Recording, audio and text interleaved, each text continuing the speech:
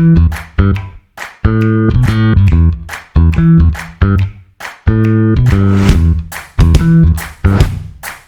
listening to the Common Fan Podcast, a Husker football podcast for the common fan, by the common fan.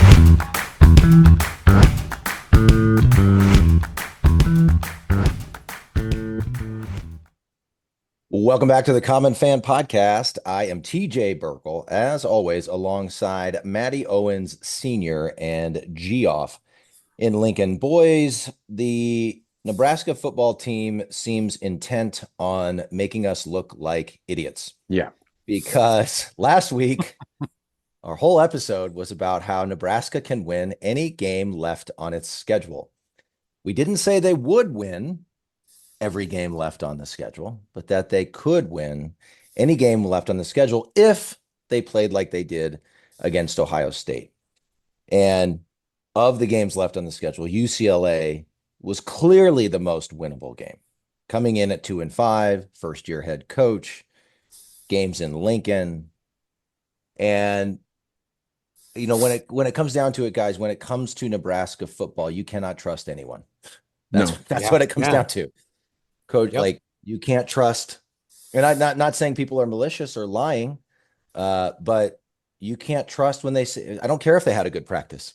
No. I don't care what was talked about in the locker room. I don't care if Ohio State was the first time they had a championship mentality, because the dog shit that we saw on Saturday was the opposite of a championship mentality. Yeah. So you can literally chuck just all that out the window. Chuck it all out the window until further notice. It doesn't matter. No. And I think Husker fans, Husker Nation, common fans have been in prove it mode for a long time. Don't get me wrong, but I think we kind of allow ourselves. Imagine if we had won that game, we'd be 6-3 right now. Mm-hmm. And I wouldn't put money on bowl eligible, and I wouldn't put money on us winning all of the last 3 games. But we'd be talking about the sky's the limit. With 9-3 still in play. Mm-hmm. And instead, like, now we're like, do we get to 6 wins? Yeah.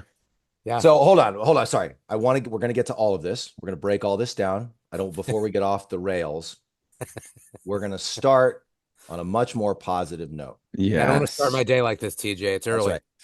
Yesterday was the first ever in-person Common Fan tailgate, and it was outstanding. So it was awesome. There's a bright spot for us. It was so.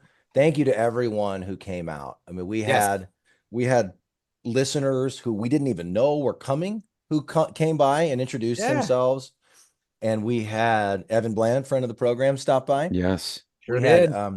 Ken and Scott from the Generation Red podcast swing by. Great to see you guys. Good looking out, fellas. Everyone check out their show as well. Former Secretary of Defense, friend of the program, Chuck Hagel. How about that? Yeah. And they hung, Chuck and his son, the secretary and his son Ziller hung out with us for quite a while. And he was telling stories. He was telling Columbus, St. Bonaventure, football war stories, and all kinds of fun stuff. So it was really, really fun to see those guys. And then just a lot of friends of ours, a lot of Burkle family members were there, a lot of my extended family. I had, let's see, two uncles and an aunt, and a couple of aunts, and I'm trying not to leave anybody out. A bunch of cousins came by. So that was super cool. And then just tons of our friends, either going back to our high school buddies that we talk about all the time, the fantasy football group, or, friends of Matt's or friends of Jeff's, or, just different friends of just different, parts of our lives, I guess I would say, all came together in one spot. These guys, you all know who you are, but I always say, like, I'll listen to a podcast once, if my friend is doing it and I think it might be of interest. But these guys have stuck with us and continued to listen. Hopefully that means we're putting something out there that's marginally interesting, at least. But we love all you guys, whether the Pie High guys or some of the other crew. I'm never sure if people want their names spoken on a podcast. So we try to be careful about that. But seriously, we love you all. The turnout was outstanding. And then we had fantastic brats and burgers from Certified Piedmontese. Yes. Good job. Thank you, Cooking, Joey Owens. Meats. Love you, Good Joey job. Meats. Thank Good you, job Joey grilling, Meats. Grill Master. Good job, Owens. Yeah, Owens did most of the grilling. Hey, I stepped in at the end. All right. I was going to take it. I was going to take a turn, and then we had issues with the propane tank. So I'm sorry. Yeah, sure. Yeah, it's sure. Jeff did that because Jeff determined we had enough meat, turned off the grill, and then when he went to turn it back on, I think there was a little bit of user error. I think. There might have been. There might have been. Thanks for nothing, Jeff. Yeah, no, but no, we've had this partnership with Certified Piedmontese. They're fantastic. They supplied all the beef for the tailgate. Joey Meats stopped by from CP Beef. And as you know, common fans, you can go to cpbeef.com right now or anytime and get 25% off any eligible item from cpbeef.com using the promo code COMMONFAN, all one word, common fan. I can't tell you guys how many people at the tailgate yesterday were like, oh my God, these burgers are unbelievable. Like seriously, couldn't believe how delicious, because they were, and we'll give credit to the grill master, of course, but also thank you. The high quality, no, I wasn't talking to you, Jeff, the high quality beef from Certified Piedmontese is just second to none. And you can have it at your own home. You can get it delivered right to your front door anywhere across all 50 states if you just go to cpbeef.com. Furthermore, you can get 25% off using the promo code COMMONFAN, all one word. We talked to the people at the tailgate next to us. They're like, we order this stuff all the time. We didn't know about this discount. So now they're going to be using the Common Fan discount. Everybody's going to be doing it. The holidays are coming up. If you're like me, you don't like turkey on Thanksgiving, you want to have steak, go to cpbeef.com. Get some ribeyes. Get some ribeyes. Christmas is coming up. Who doesn't like a good ribeye at Christmas? cpbeef.com using the promo code COMMONFAN. Check it out. You can also go to your local, where we went to pick that beef up? Our local Mercado Butcher Shop. That's where we picked it up. There you go. Yes, it's on North 84th Street in Lincoln. There's a couple of locations in Omaha. So you can also go to your local Mercado Butcher Shop, get all the butcher cuts, all the raw cuts, but also some hot food ready to eat, ready to go over your lunch hour or wherever it might be. So you all know Certified Piedmontese is powering the Husker football team and powering the Common Fan podcast. And we are just thrilled with the partnership and so thankful for their support of the tailgate yesterday. Also, Charlie Colon, friend of the program. He's been on with us a couple times. He could have his own podcast. He's such an engaging and friendly guy. We love Charlie so much. And he owns Chick-fil-A at South Point. And we would say, hey, we want you to stop by the tailgate. We'd love to see you. Did not ask anything of him. He said, I'll donate some food for you guys. And we're like, oh my gosh, you don't have to do that. Whatever. He showed up with a couple huge panfuls of chicken tenders or chicken fingers, a couple huge things of chicken nuggets, a couple huge things of mac and cheese, Chick-fil-A sauce. He rolled over on his gator, by the way. Yeah, which is a total boss yes, move. He did. Total boss move. And he had a driver. Yep. He had a driver. So that was pretty cool. Oh, that made the Chick-fil-A made my kids' day. They were just my gosh. The mac and cheese and the chicken. Mac and cheese it's phenomenal. It's so damn and good. They love the Chick-fil-A sauce. He brought a few bottles of that stuff. Yeah. Yep. So thank you so much, Charlie. You are absolutely the man. He does so much in the community. I think people don't even know about. He's always feeding people, which is super cool. He does a lot with the university and around the community. So thank you again to Charlie. And then shout out to a relatively new partner of ours, White Elm Brewing. Yeah, I'm wearing the White Elm Brewing hat here, and I got this sweet shirt, property of White Elm Brewing Company Athletic Department. And I'm feeling more athletic after I drank their beer, and I'm wearing this shirt. I'm feeling more athletic, guys. And I do, Matt Rhule, I have eligibility left. Okay, just so you know. Get out there. So I'm ready. I'm ready to go play some defense. Or actually, go play some offense. More importantly, so thank you to White Elm. They supplied a keg of delicious Pilsner beer that I think everyone was. Well, we went through the whole thing, so clearly people enjoyed it. Pilsner. 720 Van Dorn Street. White Elm has a really cool like tap room bar thing going on. Cool. Yep. When I went in to get the keg the other day, they had a food truck out front, and the place was packed. Great beer there, White Elm Brewing. Place. So truly, we don't want to belabor the point, because if you were not there, you probably don't care. But hopefully we'll be doing this at least once a year, maybe more than once a year. But just so fun to see, it's really a community, a Common Fan community of people who like to watch the show or listen to the show and engage with us on social media, engage with us on YouTube, whatever it may be. So we love you all. We're thankful for all of you. We really love doing this, and we hopefully will be doing it for a long time, unless one or all of us has heart attacks watching this terrible Nebraska team. Oh, so let's pivot to the game, boys. Do we have to? I don't think we need to go. Right? I don't think I don't talking about the tailgate. I know. I don't think we need to do the blow by blow because it was so bad. Yeah. And they UCLA moved the ball early and often. Like they didn't seem to have a problem moving the ball. And we'll talk about the offense. The offense is a major, major problem. And it would be nice to say, you know what, the defense had an off day. The offense needs to go win us a game. That would yesterday would have been a game like that, right? Like sure. the D is disappointing to me because it's kind of what this program hangs their hat on. Yeah. And they were so dominant against Ohio State, and UCLA came in as the worst rushing team in the entire nation. Yeah. So naturally we decided to just try to throw the ball all the time in the first half. Well, they had the worst. I see what you're saying. But the D is just disappointing because they buttoned it up in the second half. I think they only gave up 7 points in the second half, and that was after the offense couldn't convert a fourth down at midfield, so they left them with a short field. And then the other score UCLA had in the second half was that pick six, which was really disappointing. So they did button it up in the second half, and again, the defense only gave up 20 points. Occasionally, you would like to believe your offense can go win you that game.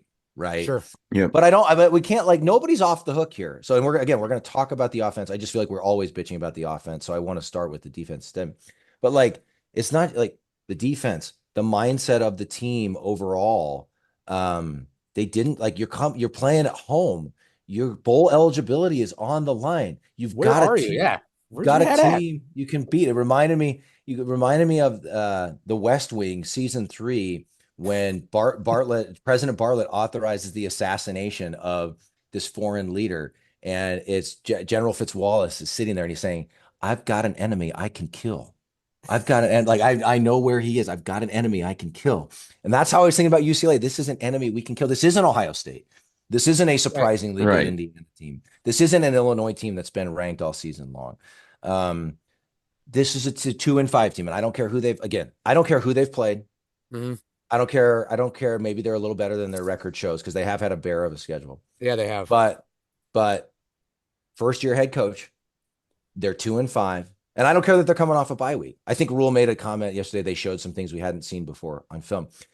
How long have we been hearing that? Yeah, that goes back to Frost. Do we ever do that? Do we ever show the team? Right. The other team. When are we ever showing something that somebody wasn't expecting? You're just admitting you're getting outcoached. It's embarrassing. Yeah. And so it's so frustrating. Sorry, I'll shut up. What do you guys, and we're going to talk about the offense in a minute, but do you guys have any reaction to that? Mine is just to your point, TJ, we're at home. It's an important bowl eligibility game. I guess I don't know the behind the scenes makeup of how things work, but I said it already. Where are you? Where's your head at? How are you not up and ready for this game? I just don't, it's baffling to me. I don't know if you guys have an opinion on it's because it's young men and they're just up and down from week to week, but how are you not ready for this type of game? And that maybe speaks to coaching and behind the scenes and getting your players ready and hyped and having them understand the moment and what's at stake. Yeah. I don't know, Jeff. It doesn't make any sense to me personally. Yeah. But I've said it, I've said it a few weeks ago that I think this team is still in a place where their best shot is if they can draw first blood and throw the first punch. And that first drive, even though they only ended in 3 points, UCLA 14 plays, 8-minute drive, and then we come out and go 3 and out. And a disgusting drive. Just terrible. Oh, it's awful. And then UCLA follows that up with 11-play, 85-yard drive, 6.5 minutes off the clock, and it's 10-0, and there goes, and that's the first quarter. Yeah, first quarter was over and done in a matter of. I think we had minutes. I think when I looked up, Jeff was with me at the game looked up baby. at the total yardage thing. We had 2 yards at the end of the first quarter. Yeah, 2 that's yards right. because we only ran Insane. 3 plays, 4 if you count the punt. Like what? Yeah. So UCLA ran 14 plus 11, 25 plays in the first quarter, and we ran 4. Taking 14:37 off the clock. Yeah. So And then, but then then we or felt like, something okay, like now that, we better yeah. get it together. We go down and score, and it's 10-7. And so it still felt like at a certain level, it's like, At okay, a like manageable point. we're gonna get this figured out. But then it just never really seemed to happen.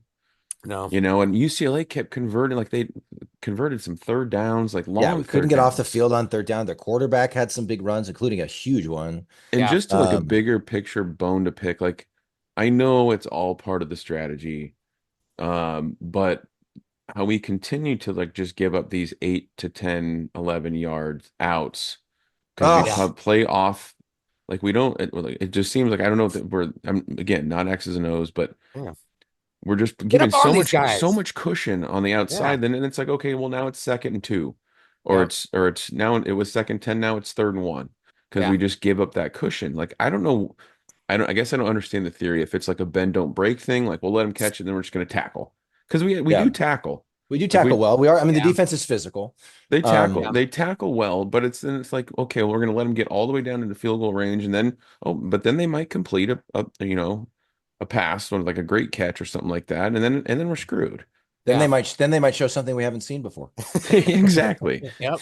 I know, it's just frustrating, man. To your point, It Mario, they went field goal, touchdown, field goal on their first 3 drives.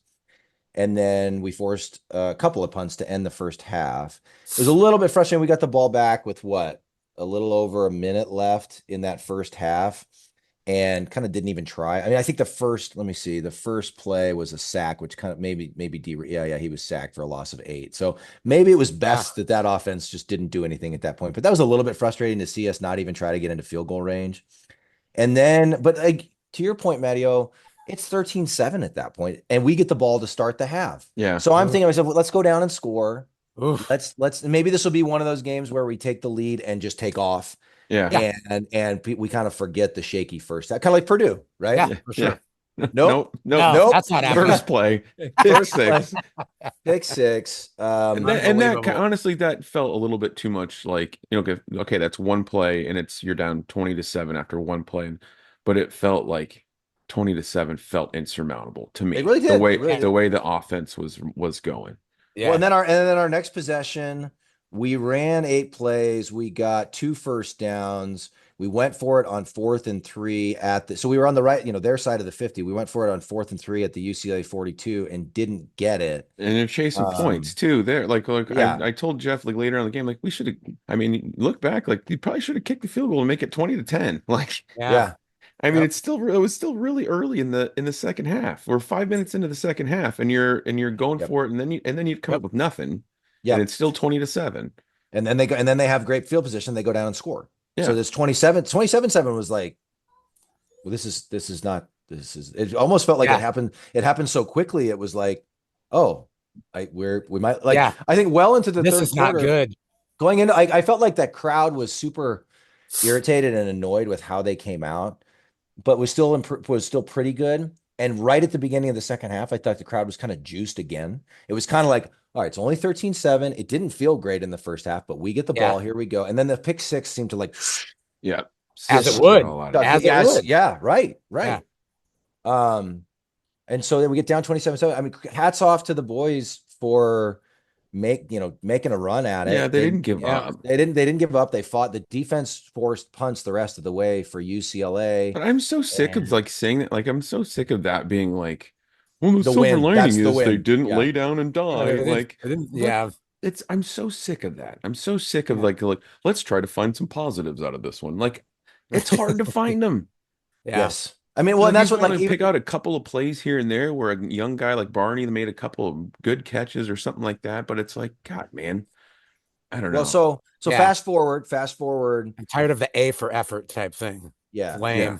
Let's talk about a couple series in the second half real quick. But actually, I want to make a big picture point first. But like that last drive when Harburg took over, he seemed to provide a little spark, by the way. We'll talk about that whole situation. But Harburg took over, and it felt like we got a couple first downs. You had a quarterback who could do something with his legs, which helped. And it was like, maybe, just maybe, we'll do this. And I'm thinking, because we had Johnny Hull, we love him, had missed the extra point. Yeah. And so instead of 27-21, it was 27-20. So I'm thinking to myself, if we score, do we just go for 2 and win this thing? Because, like, 1, do we trust our kicking game? 2, do we trust this team in overtime? No. Do we just try to go for 2? But they had so much trouble scoring close in the red zone, like inside the 10. Maybe we don't go for 2 there. Yeah. But regardless, it sort of felt like Harburg might just do this, and we will not deserve to win this game, but I will take it, and we're going to celebrate no matter what. And then it ended in like the most Nebraska way ever, where he tried to fit it into a tight highlight reel interception. Yeah, Barney got drilled. I don't blame Barney for that. Would have been a really great catch. I don't blame him for not catching it. Somehow the ball bounces off his leg instead of hitting the turf, and is intercepted by UCLA to end and Nebraska. So again, hats off to the Huskers, I guess, for trying. But the game was kind of the really frustrating series of events. Was we scored the touchdown to make it 27-14. Black shirts forced a punt, and then Nebraska, we had it at our own 20, and we put a drive together, and we got to 1st and goal at the UCLA 10. Okay. There's 12-16 left in the 4th quarter. There's plenty of time left. And the first play is a 5-yard run by Dante Dowdell. So it's 2nd and goal at the 5. By the way, I hate 1st and goal at the 10. It's like the worst. Right. By the way. Because you can't get a first down, and you're the furthest away you can be from the end zone, and Nebraska does not seem well suited for them. Then we go what appeared to be two plays that I think the 2nd and goal at the 5 was that we tried to do the one-on-one in the corner. I hate those. Our guys are not winning those most of the time. That's not working. Those toss-ups, I hate those and the throw looked to be over his head anyway, and people wanted a pass interference. And again, we'll take that call, but like, it's just a bad call. And then the 3rd and goal one was another incompletion that didn't look like it had a chance in hell. And then we go for it at 4th and this was another thing. Go for it at 4th and goal in the 5, and Rhule was sacked. I get going for it. We're down 27-14. But again, there's 11 and a half minutes left. What if we kick the field goal there? If we here's a way to think about that. If we kick the field goal there, it's 27-17. We ended up scoring another one. And if we had made the extra point, which we didn't, but we forced another punt, we go down and score to make it 27-20. If we had kicked the field goal and made the extra point, suddenly it's 27-24. So when we're making that last ditch drive, you only need to get in the field goal range. And I feel like that helps the psyche too. So, but again, I get going for points. I kind of see them both. I feel like if it's 4th and goal at like the 1, maybe you go for it, or the 2, the 5, I wouldn't have minded just taking the points there. Yeah. So then the other thing, guys, so we didn't get it there. And then the defense forced a punt on 3 plays, which was huge. Yep. And then we did score a touchdown. We had it 1st and 10 at midfield, basically. We go down and score, but let's see what happened. Okay, so had that great completion to Nair to get us down to the 9-yard line, and we got the ball at the 9 with 6 minutes and 39 seconds left. We didn't score until under 4 minutes, and this whole drive, really, because we're still down 2 touchdowns at this point, mind you. This whole drive, even before we got in the red zone, the crowd was going. We got the ball with 9:31 to go. They were not doing any sort of pace. They were not doing any sort of hurry up. They were like huddling and jogging, subbing guys in and out and huddling up and moving slowly. And the crowd started to get more and more irritated. And the players started doing this to try to calm the crowd down so they could hear in the huddle, which I totally understand from the players' perspective. But I also understand where the crowd is coming from. We weren't yelling at the players. We're yelling at the coaches. Yeah. Let's go score. Move. Yeah. Move. Get going. And then they're so inefficient. They're so inept. The offense is 1st and goal at the 9. And thank God there was a defensive holding penalty. So that got us to 1st and goal at the UCLA 4. Yeah. And then let's see, then we lost yardage and we got to UCLA 8. And then Rhule on 2nd and goal at the 8, Riola ran for 6 yards, and that's where he got drilled and had to come out of the game, and he was pretty much done for the day at that point. 3rd and goal at the 2, Harburg ran for 1 yard. Or no, he ran back. He lost. So it's 4th and goal at the 3. Oh, that's right. 4th and goal at the 3. And then they call another penalty on UCLA. Yeah, unsportsmanlike conduct. Two of those in that game bailed us out. It's 1st and goal at the 1. And so we had 2 penalties. Once we get to the 9-yard line and 1st and goal, we had 2 penalties to give us fresh sets of downs. And then we still don't score until 3rd and goal at the 1. I mean, that was just like a great example of everything that frustrates Nebraska fans about this offense, that entire drive. Yeah. It's so hard to move the ball. We're so bad in the red zone. We're so ineffective. We don't run the ball consistently. We're so ineffective at passing the ball. Like all the things, right, came together on that drive. And then, Matteo, you made the point last night after the game when we were hanging out that it felt like for once the college football industrial complex was trying to help Nebraska. Yeah. And we couldn't even take it. We couldn't even take it. Yeah. Bailed out twice. By really questionable flags, I think. Yeah. I mean, we're being honest. We'll take those because we've been on the other side of that too much. Yeah. But yeah, it really felt like a call came in from the Big Ten offices and into the ref's earpiece or something and said, hey, we really would prefer Nebraska to win this game if they can. And no, we can't. We can't even take those gifts and turn them into something. No. And then, so we scored to make it 27-20. Johnny Hull misses the extra point, which special teams vomit. We're back to that again. Yeah. And then like the Huskers, like we really didn't have a lot of time left. They force a punt with 1.5 minutes to go, and they have a shot to win it. And the other thing we talked about last night after the game, when we were driving you guys to Grapevine. It was a great time. Yeah. The other thing we talked about was like, I was hoping against hope. Don't get me wrong. And I thought this would be so cool to get to old bowl eligibility this way. No matter how bad they've played, this would be a great way to end it. The crowd will go nuts. Yeah. How many times do we win that game? I mean, it's to your point earlier, Matteo. Like when we get behind by more than a touchdown, forget it. It feels pretty precarious. But how many times have we gotten the ball down 7 or less with somewhere under 4 minutes to go, and we don't even usually make it interesting? No, like we don't even get close. No. Yeah. Yes. Last night, at least they got a few first downs thanks to Harburg's legs for the most part. Yeah. But like they don't even make it. Like Adrian Martinez couldn't do it. And I don't put this on the players. I put this entirely on the coaches, but I'm just thinking of examples. Couldn't do it under Riley. Couldn't do it under, I mean, the one time we did it under Riley, now that I'm thinking about it, was 2015 Michigan State. Yeah. And I think I told you guys this last night. Like we got the ball. We had about a minute to go down and score. And Tommy Armstrong was the starting quarterback. And I looked at my wife and I said, this is what Tommy does. Like we're going to go down and score. But like, remember believing that? Yeah, right. I haven't believed that in forever. No confidence. No, and taking a broader view, like for the rest of this season, the next 3 games, like I'm gonna go into these like expecting us to get our ass beat because of this expecting to beat anybody, like expecting to win against UCLA, who's 2-5. There's no reason for us to expect to win.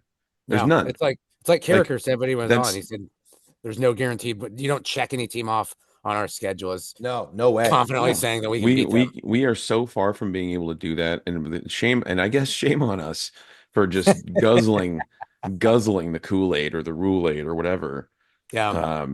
Earlier in the season, because like this team, the team that played yesterday is so different. Is not nearly the same team that beat Colorado. Like, and it's so disgustingly bizarre to me. Yeah. At that to me now is just unbelievable that we won that game and the way that and how we won. They look like a totally different team. It seems like that was last year.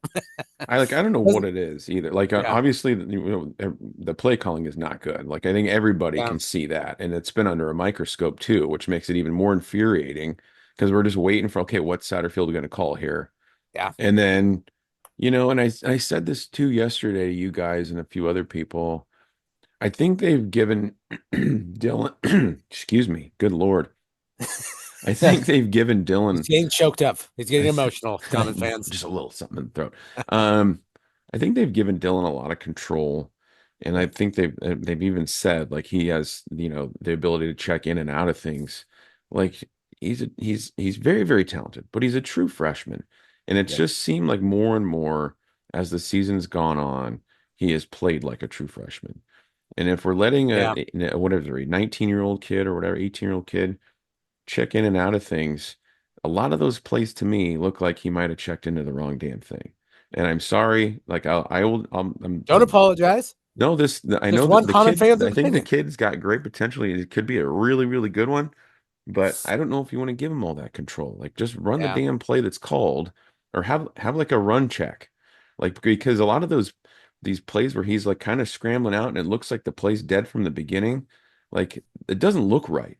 Like No, there's it looks to me, I know we haven't had the greatest play calling, but with those plays don't look right. When he's like, okay, he gets the snap, somebody gets through right away and he's scrambling ready for his life, and then he just like chucks the ball into the ground. Like, so that's I don't know. You bringing that up is what I was talking about last night. Like, so I guess I pose the question: like, does our offensive line just suck? Are they terrible? I think they do, Jeff. Like the second we hike the ball, I feel like there isn't even an opportunity for him to think. He just immediately starts running. He's just off, not in a good way, not running in a good way. He's just scrambling for his life and then chucks up some, dog crap pass that goes nowhere. It's frustrating. I agree with you. Yeah, I don't think our offensive line is. It doesn't look right. I think somebody on Twitter made the point last night. Again, we've made clear many times we're not X's and O's guys. Somebody on Twitter made the point last night. Like it's going to be hard to stop when they're sending 6-7 guys every time, which made the point that like they're not respecting our wide receivers basically. Yep. Right. But let's go there with the offense for a minute, guys. It is so clearly not good enough. And what I found myself thinking when we were on defense, actually, and UCLA was looking much better than I expected them to, what I found myself thinking was, why can't we do this? Like, why can't we have games like where we at least scheme up the first couple of drives to something they haven't seen before, and we get points early, and you get a lead. and then maybe it's a little bit of a chess match from there or whatever. Every other team seems to be able to do that against us, and we don't seem to be able to do it against them. But again, we felt like they committed to the run better against Ohio State. Now UCLA came in with a better run defense, at least by the numbers, but also the second worst passing defense in the Big Ten, I think. But we couldn't do anything. It's pass, run, didn't matter. We couldn't do anything against that defense. And then also, like, it just felt like there were plays where they rolled Garbers out and he had a tight end wide open, or like they were making it easy on him. Whereas we just have Dylan Rhule, the true, like we have these receivers who, I mean, again, we try to really avoid picking on individual players because they're playing their hearts out. Almost always the case, right? It's not like players, but they seem to have trouble getting open. All we're doing is we're snapping it to Rhule in the shotgun. It's a straight drop back, and you're hoping somebody gets open. And also, I will also say again, he missed guys yesterday. Like he flat out missed wide open guys. Yeah. Even on some of the completions, it felt like he threw it a second or two slow at times. And so, to me, that goes back to coaching. That goes back to system. It's probably also like the Big Ten is full of the best coaches in the country, so guys are doing things to probably confuse him that he hasn't seen before. But all the more reason then to build your team around a power run game and not make anything too difficult or complicated on your 19-year-old true freshman quarterback. And I'll say it. I've said it before. I'll say it again. I haven't seen anything on Rhule's injury. I hope he's okay, by the way. And we got a bye week for him to heal. So we'll see what happens. Let Heinrich Haarberg have more of a chance. Let him have entire drives. We're not saying replace Rhule. We're not saying Rhule is not the future. We got a 5-star quarterback. We need to use him. I'm all for letting him ride, even with the mistakes, as a true freshman. Fine. For sure. But Haarberg looks better as a thrower. He's improved as a thrower. He's he's an elite athlete. We know what he can do with his legs. Make defenses prepare for both of those things. And that might even ease the pressure on Rhule when he comes back in. And I thought Haarberg looked great in that drive yesterday. Well, and it gives us an ability to in the run game. Like we clearly are not very good at just handing it We off don't to do that, Owens. Dowdell or Emmett or Ramir. Like Right. that doesn't. Last year when Harburg was running the show, we had one of the best rushing attacks in the Big Ten. And it was directly because, we had to have him run the ball. But if that's what it takes, that's what it takes. You Yeah. have to be able to run the ball. Yeah. I completely agree. So guys, like, Whatever. and I yeah. It's just that almost whatever. Whatever. Yeah. I'm not just picking on love because I'm not sure friendship exists either. So here's what it comes down to. And I get people wanting people to be fired right now because they're angry. And I think it's always funny. People are always anger tweeting at the Nebraska media, and they're like, ask tougher questions. And I'm like, did you watch the press conference? Do you even know what questions were asked? I mean, I think the media or the fans just want the media to be like, why won't you fire Marcus Satterfield? Or, Right. but so I don't expect any firings before the season is over. And I actually understand the argument for not doing that in season. Like, I don't think rules do that. But, you cannot get up there and challenge your players to play with a championship mindset and then see what we're seeing from these coaches. Right. It's not okay. No. You have the offense is not good enough for the second year in a row. We gave Rhule so much credit for not standing pat in the offseason. Yeah. Went and got a bunch of, some true freshman contributors, some transfer portal wide receivers. Yep. Obviously Rhule was the big get. Went and got Glenn Thomas, we thought, to help design the offense, to help Satterfield out a little bit and to be a quarterback's coach. And it looked better for a while, but it hasn't looked much different than last year in Big Ten play. No. And we're in the same spot we were last year. And we're 5-4 with 3 games to play. Yep. And so this is not good enough. And we talked about this last night too. We talked a lot last night after the game, Common fans. Yes, we did. over a few beers. You have to have some hard questions. This is big boy college, or some hard discussions. This is big time college football. And I'm sorry if this hurts somebody's feelings. And I get that coaches want to be loyal and they want to do it their way and they want to coach with guys they've coached with. I think somebody should pull up the Mike Schaefer tweet while I'm talking. It was so succinct and perfect, but he's like, basically you have a program with unlimited resources and unlimited fan support. And you now have the AD directly asking fans to contribute, like not just buy tickets and make donations, but to contribute more of their money to NIL and whatever else. You're asking fans to contribute to that. And we're getting out coached by a 2-5 team and outplayed by a 2-5 team. Do you have it? Do you have it on? You basically just a program that has every possible resource and has a fan base that is asked to not just come to games, but donate to the AD, and the collective got outcoached, outplayed by a 2-5 UCLA team, and is once again wandering in the November wilderness. Yep. Oof. And so we've been almost apologists for Matt Rhule on this program. We are huge fans of Matt Rhule. No one is saying Rhule should be gone. No. And again, but there's only so many times you can say, well, look how bad we've been. It took many years to break it down, so it'll take many years to build it back up. Yeah, that doesn't excuse yesterday anymore. Look at freaking Indiana. It doesn't excuse yesterday. Yeah. That doesn't excuse the Illinois game. The Illinois game was there for the taking. So it's not on the players. It's not on Scott Frost. No.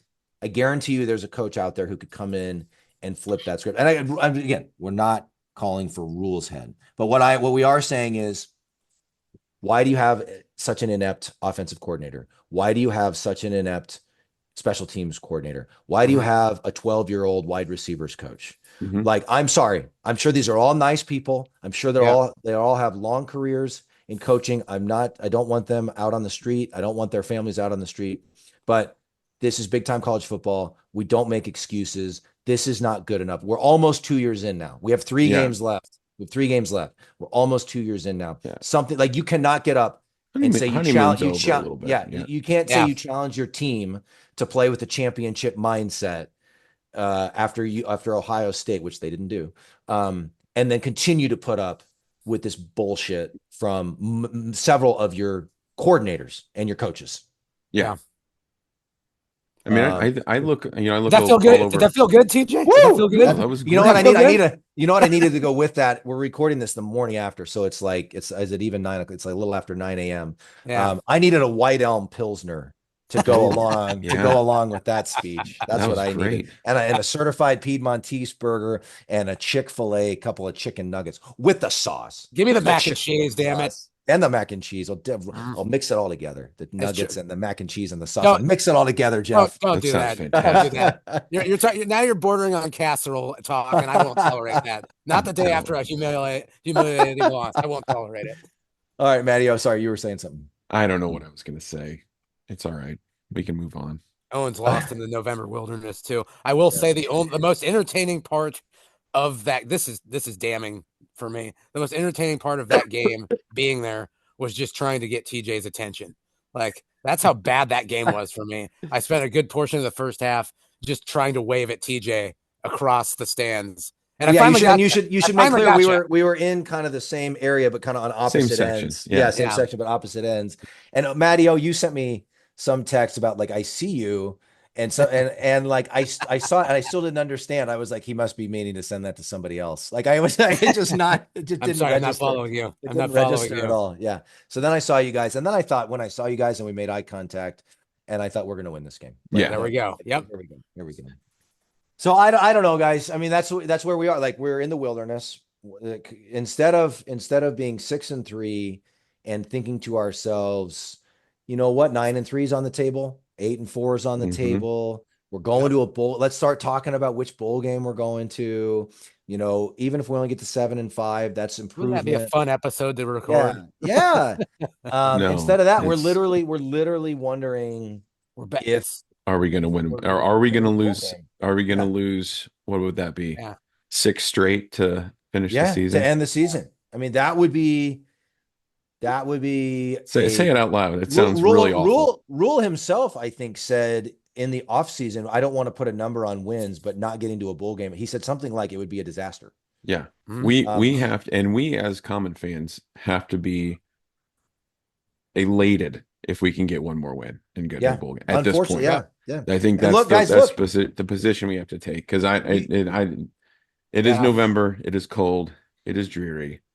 And it's just going to get colder and darker out, guys. USC lost to Washington yesterday. They're 4-5. Yeah. Wisconsin got manhandled by Iowa, 42-10. So they're 5-4, 3-3. So like, and then we're in a very similar spot to those two teams right now.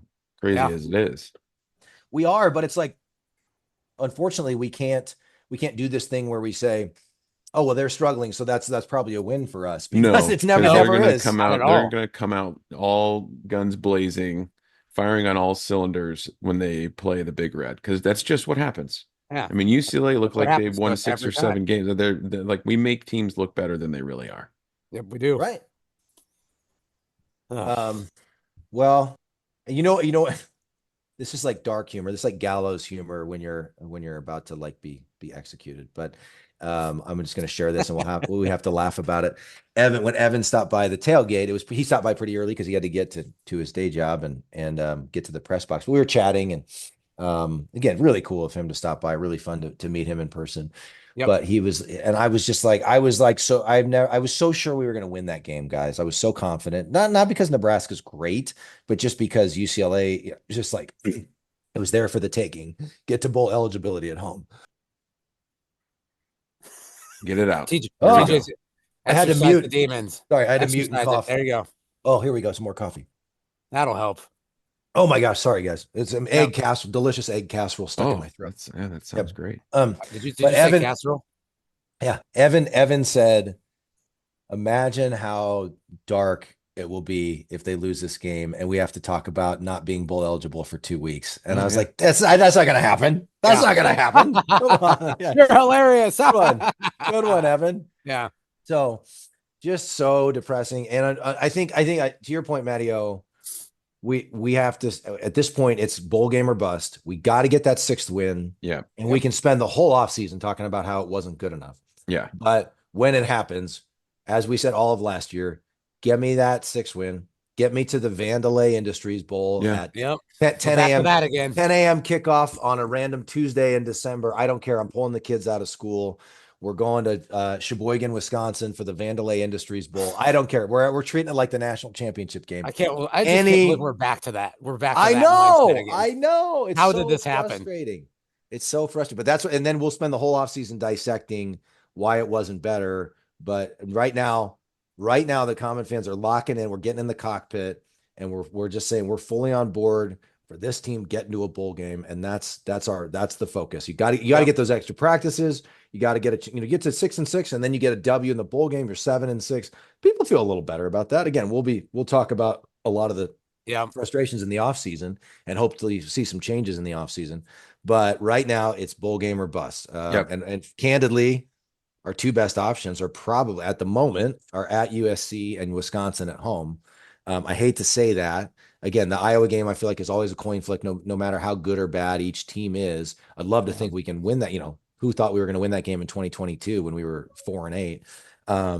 But let's not go to Iowa City still wondering about bowl eligibility. Could we not do that? Could we not do that? And meanwhile, those jackholes out 4 hours east of us are playing some pretty damn good football right now. I know. I mean, that something that we don't see a lot around here is they're actually improving throughout the season and getting better and finding an identity and knowing what they do well, knowing what their strengths are. And guess what? They're using those strengths. Yep. And it shows. What strengths do we have? Who the hell knows? We don't know. No identity. Don't know what our strengths are. Pretty salty. Common fans are pretty salty here on a Sunday morning after a really disappointing loss. Yeah. But you're exactly right. But it's coffee talk with the Common fans. Well, we love you all, Common fan listeners. Thanks again.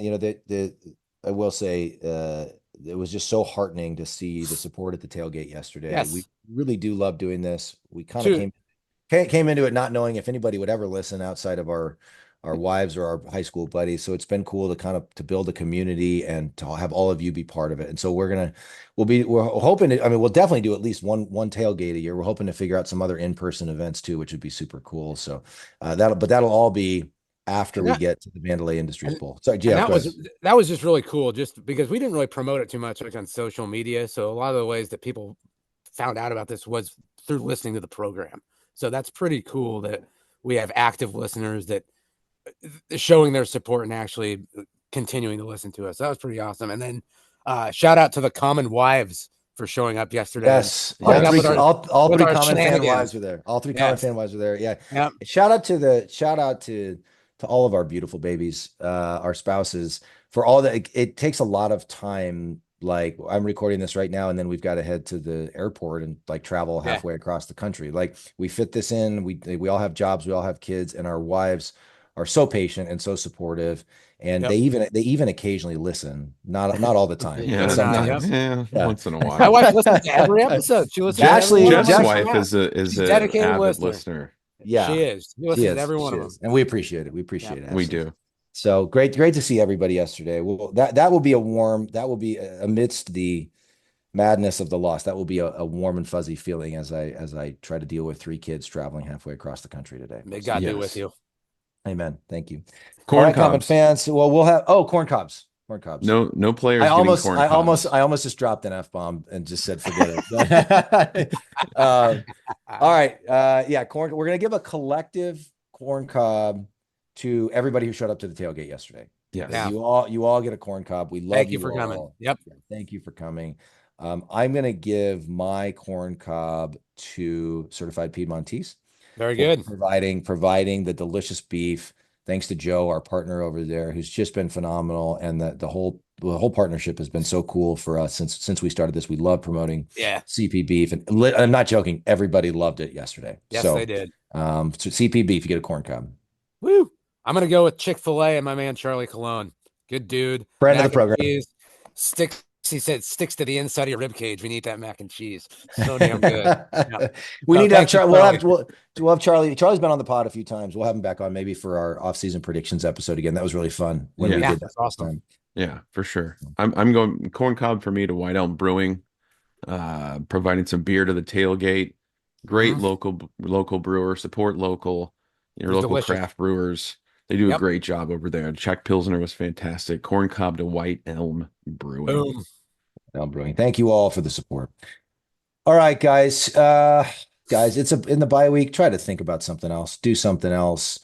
You know what? If however you feel about this is perfectly acceptable because we put up enough of this bullshit as common fans, and it's got to be better. So yeah, we'll get refocused. We'll get back to positivity. We'll get back to getting in the cockpit and just pushing for that bowl game. Let's go. But whatever you got to do to exercise some anger in the bye week, as long as within the bounds of morality and legality, yes, is perfectly acceptable. And as always, we'll be here. We'll have multiple episodes in the coming week, and all are welcome. Safe place, guys. And USC, the bye week and the USC game week, we'll have, I think, probably 3 or 4 total episodes. So you can always, the common fans are always here for you. The Nebraska Cornhuskers football team may not always show up, but the common fans, but we do. We always show up. That's right.